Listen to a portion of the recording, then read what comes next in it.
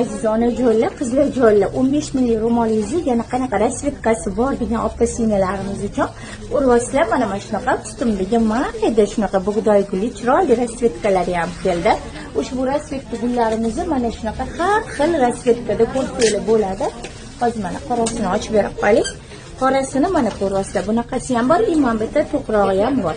Opajonlar ko'ryapsizlar, juda ham chiroyli, materiali xibir, razmeri 1 ga 1. Hammalarga yarashib ketaveradi. Mana shunaqa katta bo'lib turadi.